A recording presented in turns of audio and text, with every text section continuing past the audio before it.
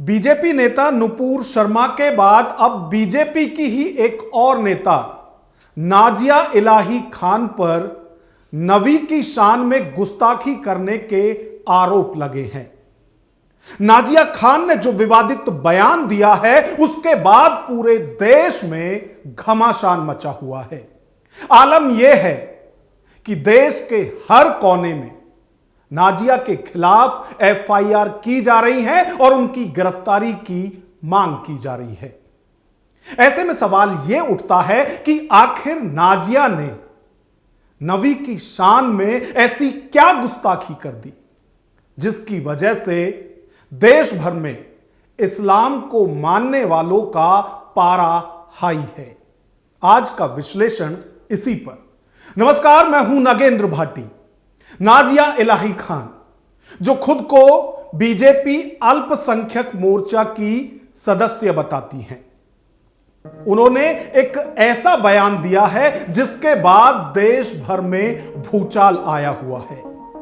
वैसे यदि नाजिया इलाही खान की बात करें तो वो अपने विवादित बयानों के लिए ही जानी जाती है और इस्लाम को लेकर तो अक्सर जिस तरह की टिप्पणी वो करती हैं उसके बाद इस्लाम को मानने वालों के निशाने पर वो हमेशा से रही हैं और इसकी तस्दीक आप नाजिया इलाही खान के सोशल मीडिया एक्स पर जाकर देख सकते हैं कि किस तरह से लोग उनसे नफरत करते हैं उनके इसी तरह के बयान के चलते हुए। आपको याद होगा कि नाजिया खान ने अभी हाल ही में हिंदुओं से अपील की थी कि वो मुसलमानों का आर्थिक और सामाजिक बहिष्कार करें। यही नहीं, इसके बाद वो फिर विवादों में रही जब लेंस कार्ड में हिंदुओं को तिलक और कलावा बांधने पर प्रतिबंध लगाया था। तो उस वक्त वो किस तरह से लेंस कार्ड के ऑफिस गई और वहां जो कुछ उन्होंने बयानबाजी की उसके बाद भी वो सुर्खियों में रही थी। यानी यूं कहें कि नाजिया इलाही खान का विवादों से पुराना नाता है। वो खुद को सनातनी मुस्लिम कहती हैं और अब तो अक्सर वो हिंदू मठ मंदिरों में देखी जाती हैं। और जो अभी हाल में उन्होंने बयान दिया है प्रॉफिट मोहम्मद को लेकर, उसके बाद वो देश भर में इस्लाम को मानने वालों के निशाने पर है। नाजिया खान ने इस बार नबी की शान में क्या गुस्ताखी की है वो भी हम आपको बताएंगे, लेकिन उससे पहले हम आपको नाजिया के बयान के बाद देश में किस तरह का उबाल है वो दिखाएंगे।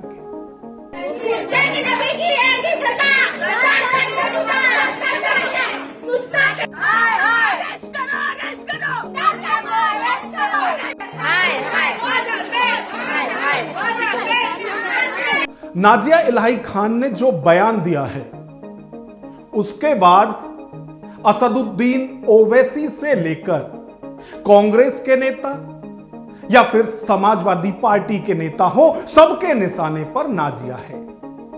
और सब इसमें न सिर्फ एफआईआर करा रहे हैं और देश भर में लोगों से ज्यादा एफआईआर करने की अपील कर रहे हैं, बल्कि हर कोई यह कह रहा है कि नाजिया को इस तरह के बयान देने की आदत हो गई है, लेकिन अब पानी सर के ऊपर जा चुका है, अब बर्दाश्त नहीं किया जाएगा।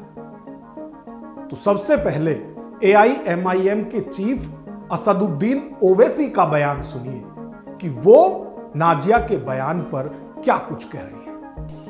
एक अंग्रेजी टीवी चैनल के ऊपर भारतीय जनता पार्टी के स्पोक्स पर्सन एक मोहतरमा साहिबा ने रहमतुल्लाह अलमीन सल्लल्लाहु अलैहि वसल्लम पर अनाप शनाप बोल दिया, हमारी उम्मत की मां पर कुछ बोल दिया। मैं पूछना चाहता हूं क्यों नहीं कांग्रेस बोलती इसके ऊपर, इसके खिलाफ? क्यों नहीं राष्ट्रवादी इस पर कुछ बोलती है? कौन बोलता है? मुसलमान ही बोलता है। असदुद्दीन ओवैसी बोलता है।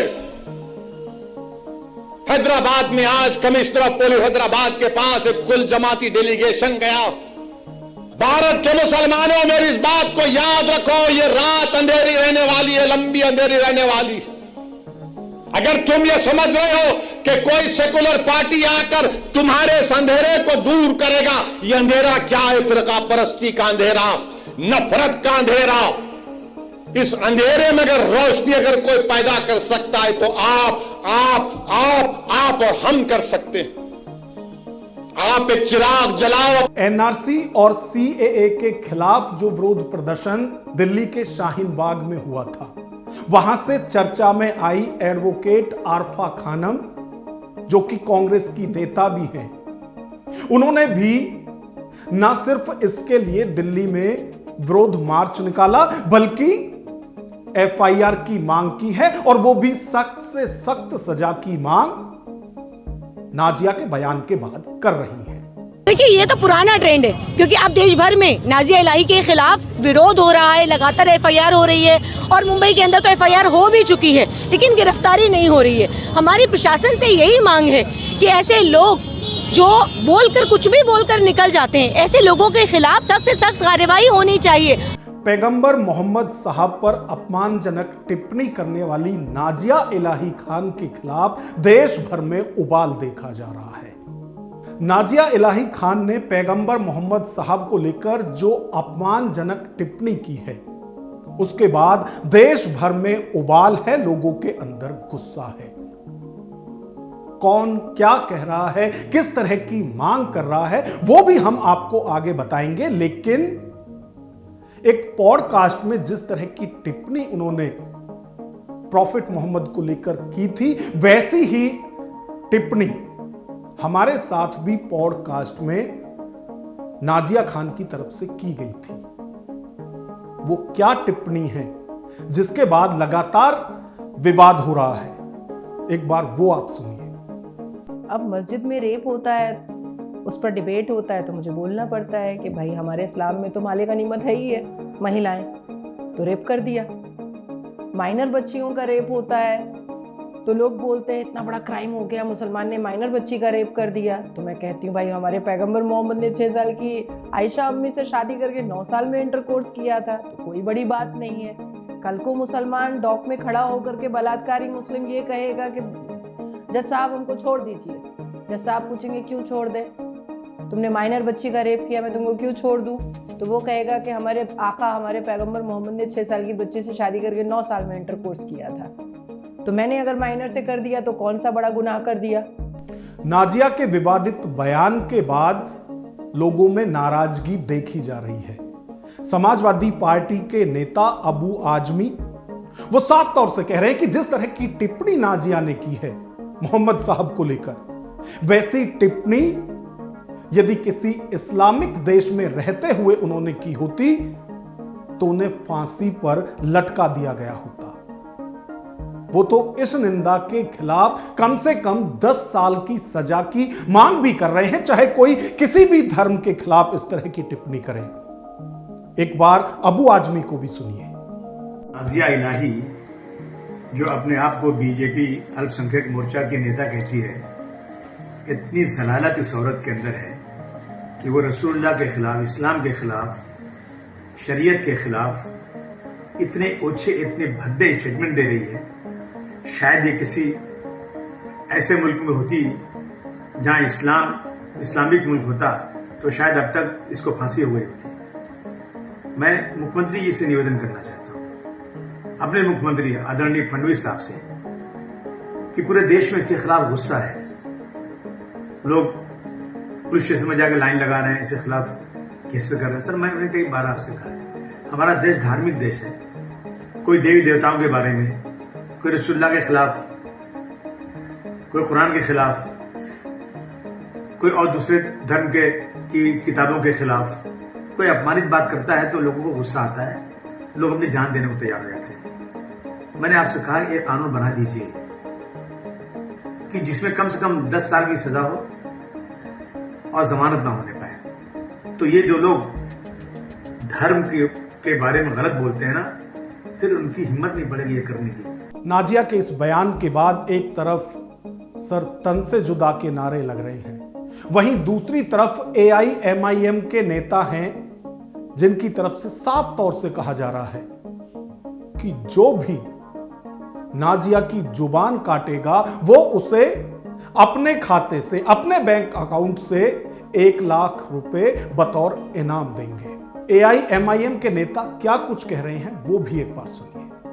मैंने नाजिया इलाही की जो बदजुबानी कर रही हैं, दूसरी बात यह है कि ये जो नाजिया इलाही है वो नाजिया इलाही नहीं, वो नाजाज इलाही है और ये नाजाज औलाद है। जिस तरीके से एक पागल कुत्ता जब वो पागल हो जाता है तो वो ये नहीं देखता कि मैं किस पर हमला करूं, वो अपने मालिक और गैर की पहचान नहीं करके वो सब पर हमला करता है। वही काम नाजिया इलाही कर रही है। इसी से आहत होकर उनको पागल कुत्ते के जो इंजेक्शन लगाए जाते हैं उसी तरह उन्हें भी इंजेक्शन की जरूरत है। मैंने इसी बात को लेकर के ये ऐलान किया है कि जो नाजिया इलाही जो अपनी जुबान से जो आए दिन बदजुबानी बोलती रहती है, उसकी जुबान काट कर लाने वाले को 1 लाख रुपए का इनाम मैं अपनी कमाई से दूंगा। वो ये नहीं कि कोई पार्टी फंड से या किसी दूसरे लोगों की मदद से, मैं अपनी कमाई के फंड से 1 लाख रुपए का इनाम दूंगा, जिससे ये नाजिया इलाही कभी भी इस्लाम के प्रति, मुसलमान के प्रति कभी भी ये बदजुबानी न कर सके। नाजिया ने जो पैगंबर मोहम्मद साहब को लेकर बयान दिया है, जिसके बाद देश भर में नाराजगी देखी जा रही है, क्या नाजिया का हश्र भी वैसा ही होगा जैसा नुपुर शर्मा का हुआ था? क्या बीजेपी उन्हें भी नुपुर की तरह अलग थलग छोड़ देगी या उन पर भी कोई बड़ी कार्रवाई होगी जैसे कि नुपुर शर्मा पर भी हुई थी? नुपुर शर्मा की यदि बात करें तो जिस वक्त उनके बयान को लेकर विवाद हुआ था, पार्टी ने उन्हें 6 साल के लिए निष्कासित कर दिया था। कमीनी बज़ात औरत है और अपने आप को मुसलमान बताती है, जो बताती है मुसलमान है नहीं। उसने जो कहा है ये बर्दाश्त से बाहर है। अभी हमने चौकी में यही कहा कि कानून ने हमारे हाथ बांध रखे, हमें कानून पर भरोसा करके, यहाँ के संविधान पर भरोसा करके हम बैठे हुए, हम सब्र से काम रह रहे हैं। अगर आप कार्रवाई नहीं करते, कोई पागल कोई दीवाना खड़ा हो गया, क्या करेंगे हम? इसलिए मुहर्रम का महीना, उसने इस पे मुहर्रम के जो शिया हज़रात का जुलूस निकलता है उस पर भी कुछ कहा है, तो ये हाथ भड़काने का काम कर रही है, इस मुल्क में दंगा फैलाने का काम कर रही है। और अब नुपुर शर्मा सियासी तौर पर यदि देखें तो वो हाशिए पर है। क्या वैसा ही हाल बीजेपी में नाजिया का भी होने वाला है? इस पर हम आगे चर्चा करेंगे, लेकिन इससे पहले चर्चा इस बात पर, महाकुंभ की वायरल गर्ल मोनालिसा तो आपको याद ही होगी। उसे फिल्मों में एंट्री कराने वाले डायरेक्टर सनोज मिश्रा भी आपको याद होंगे। अब इसी बीच क्या विवाद उन दोनों के बीच में रहा, हम उसमें नहीं पड़ते, लेकिन वो सनोज मिश्रा जो फिल्म डायरेक्टर हैं वो आपको जरूर याद होंगे। और सनोज मिश्रा नाजिया के बयान के बाद उनका खुलकर समर्थन कर रहे हैं।